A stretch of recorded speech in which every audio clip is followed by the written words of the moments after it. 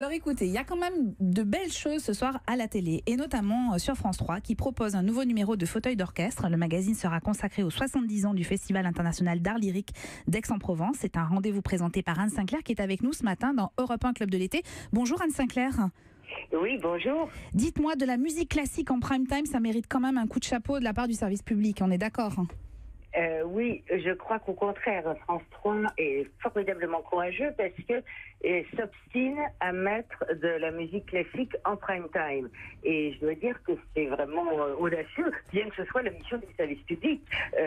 Et Anne Romanoff, que je salue parce que nous sommes voisines de colonne dans le journal du dimanche. Oui, tous les dimanches. je vous salue également. Et bien, elle pourra ce soir ne pas regarder de foot, prendre son jus détox et regarder le Fauteuil d'orchestre avec des chanteurs absolument admirables. On a enregistré il y a 2 jours à Aix-en-Provence, dans un lieu absolument magique, dans un petit hôtel 18e, dans la cour, sous un platane, avec des chanteurs exceptionnels pour fêter le 70e anniversaire du Festival d'Aix-en-Provence. Anne Sinclair, vous recevez à cette occasion Louis Langrée qui va diriger l'Orchestre de Paris. Quelles sont les œuvres que les téléspectateurs vont pouvoir découvrir ?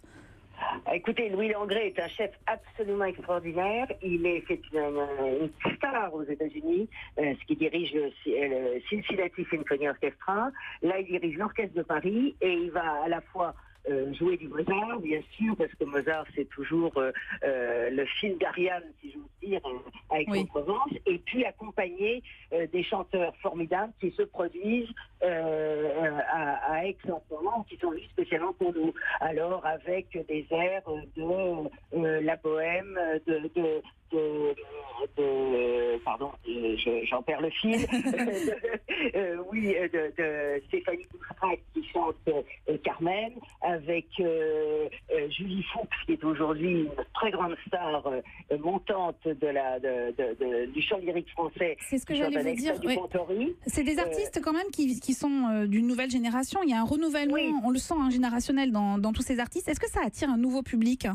Alors écoutez, je crois que justement c'est ça qui est intéressant, c'est que à la fois cette génération et ces chanteuses lyriques à la fois fines, élégantes, superbes et à la voix de rêve, entraînent aussi une génération nouvelle qui était un peu rebutée par de l'opéra, qui était, croyait-il, réservé à un public vieillissant, bourgeois, et avec des chanteurs et des chanteuses plantées là sans jeu d'acteur. Aujourd'hui, ils sont aussi capables de jouer la comédie et on le voit très bien, même sur un espace assez réduit, qui sera justement l'espace de ce soir, qui est dans une cour il y a les 80 musiciens de l'Orchestre de Paris, et néanmoins ils jouent la comédie quand ils chantent à la fois Mozart, Purcell